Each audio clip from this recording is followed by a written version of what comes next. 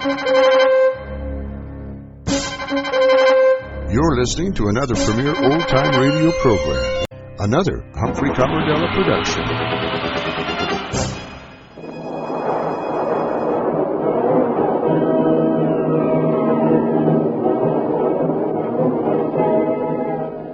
Presenting the amazing interplanetary adventures of Flash Gordon and Dale Arden. These thrilling adventures come to you as they are pictured each Sunday in the Comic Weekly, the world's greatest pictorial supplement of humor and adventure. The Comic Weekly, now printed in 32 tabloid-sized pages, each page in full 4 colors, is distributed everywhere as an integral part of your Hearst Sunday newspaper.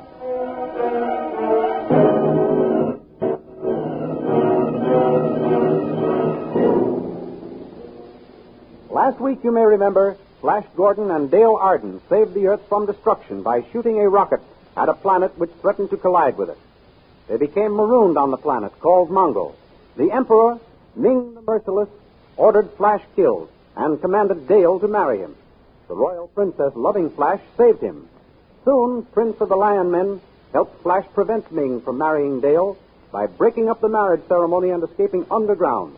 Now we continue the story. Flash and Dale are captured by the Sharkmen.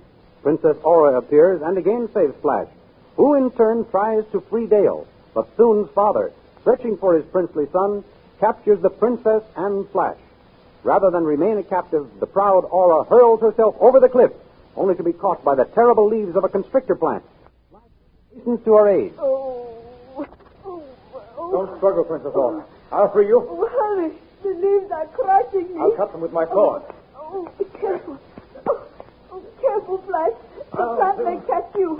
This devilish plant. Oh, Flash, it's caught you, too. Yes, I didn't think it could. This is a tough race. What shall we do now? I don't know. Yes? Oh, Flash. What is it, Princess? Are you in pain? No. Look down there. A door in the cliff has opened. Yes, so it has. There are soldiers coming out. Strange-looking guns. Those your father's men? No, I never saw them before. They must have seen us coming to make us captives. Well, at least they'll get us out of the clutches of this terrible plant. Soldiers, that plant and kill it. But don't injure its victims. I want them brought to me alive. Don't be afraid, Princess. Those men will catch you. Be ready to catch our men. Now, the other one. Here I come. We're safe on the ground. But what will happen now? John's the leader of those soldiers. Soldiers, you did that well. Ah, Princess Arora. Yes. How do you know me? I do not know you. I know your father. Oh, what's this? Another white stranger? Yes, Prince Barin. Blindfold him and prepare our other white prisoner for the ordeal of the poisoned daggers. As you command, Prince Barin. what are you going to do with me? Guard, take the princess to my quarters. As you command, Prince Barin.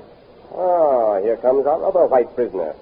Perhaps you know him, youth. How can I tell? He's got a hood over his head. I can't see his face. He says he is from the Earth. I suppose you are from there, too? I am. I don't believe you. But no matter. Our hiding place must remain a secret, so both of you must die. Are the white prisoners prepared, guard? They are, Prince Barin. Their left forearms are tied together. And the poisoned daggers, are they ready? Yes, sir. Good. Now listen, prisoners. I am dipping these two daggers in dragon's blood. The slightest scratch from these blades means certain death. Guard, give these to the prisoners. On the count of 3, you will commence fighting. 1, 2, 3. As Prince Barin utters the word, Flash steps back, jerking his mysterious antagonist off balance. He flings aside his dagger.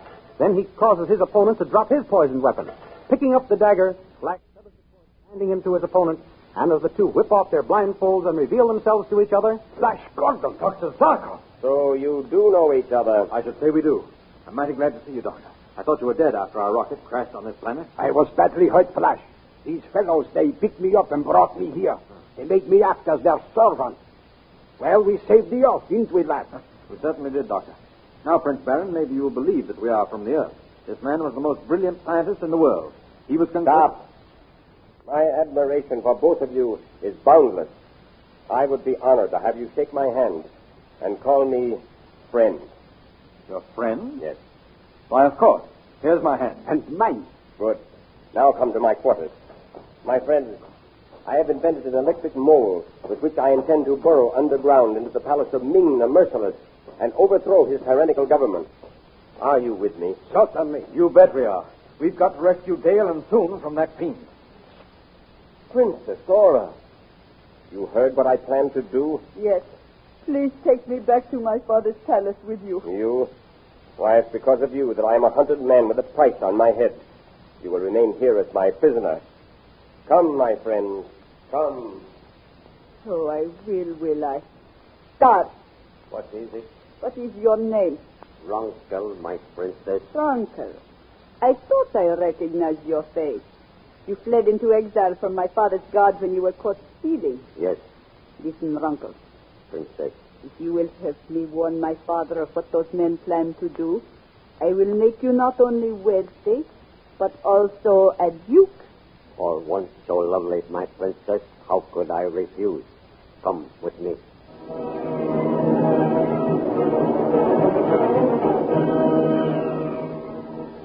Unaware of what has happened in the hiding place and racing underground toward the palace of Ming the Merciless in their electric mole, Prince Barin, Dr. Zarkov, and Flash Gordon encounter a fierce Grocco, or armor-plated dragon. Flash climbs out of the mole and gives battle, saving his companions. For this, Prince Barin promises that if they succeed in overthrowing Ming, Flash will be made a Prince of Mongo, and anything he desires will be his. Finally, the electric mole breaks through the floor of the central hall of Ming's palace. The door opens and the trio emerge from the metal burrowing machine. Come, my friends.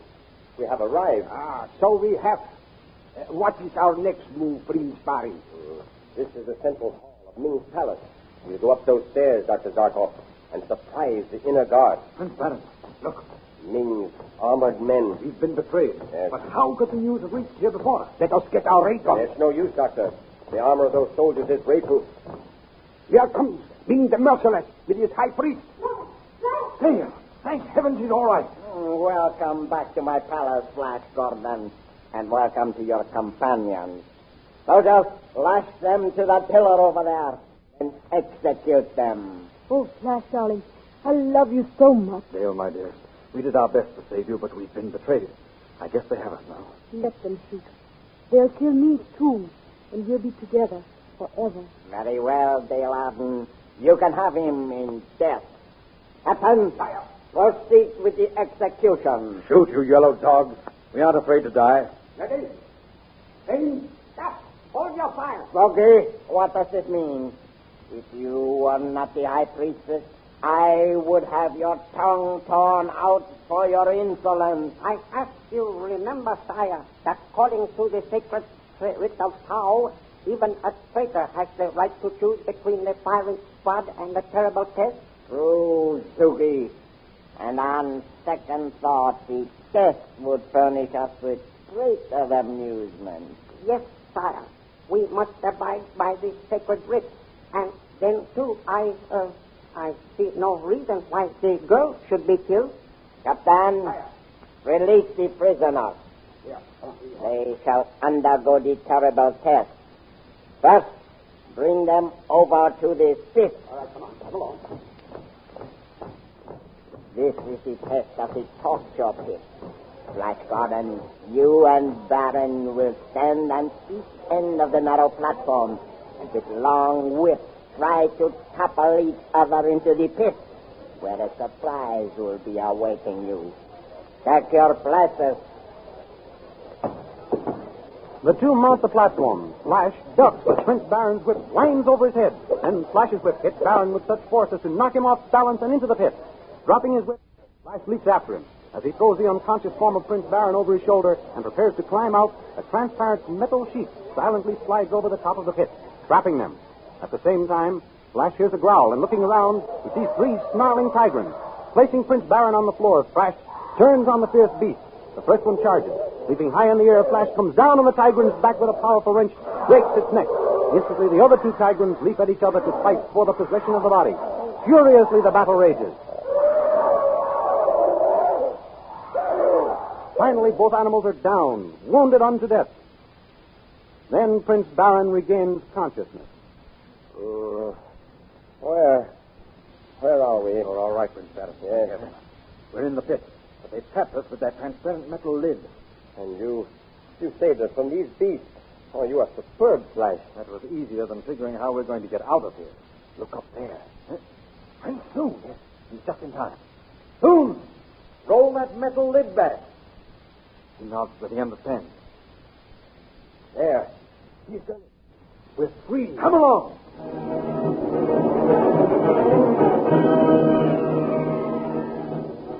Meanwhile, in the temple of Tao, Ming and Dale are about to be married by Zogi, the high priest. By now, Dale Arden, my saber-toothed tyrants have torn your hero to pieces. Oh, poor Flash. He died trying to save me. Nothing matters now. Here comes Zogi to perform the ceremony. Oh, mighty Ming, ruler of Mongo and the universe, does your supreme intelligence take this Earth woman to be your wife and empress of Mongo? I most certainly do. And you, Dale Arden, do you take this just and brilliant man to be your lord and master? I don't care what happens now. As you have accepted each other in matrimony before the great god Tao, I pronounce you... Stop. I will speak. I, Tao, forfeit this marriage. It is a trick. Fools! A stone idol cannot talk. Zogi, swing back the statue. At once, sire. Flash Gordon. Flash, darling. You told me you were dead. The Earthman and two companions alive. Go, God. Shoot them down. The marriage must go on. Wait! Sire, the sacred writs say you cannot execute a man who has passed the test of the Tigrans. Guards, drop your weapons or Tao will curse you all. What? You dare defy me? I only quote the sacred writs. As high priest, it is my duty to interpret and enforce its dictates. Dark, give me your sword. Zogi, I will stop your jabbering mouth forever. Oh, how awful. He's killed the high priest. Carry the body away, guards.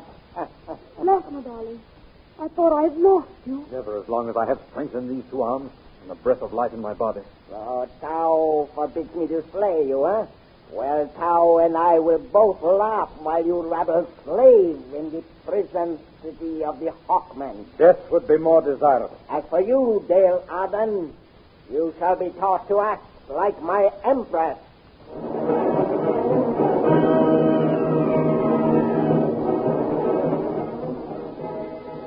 Doomed to a fate worse than death among the cruel Hawkmen.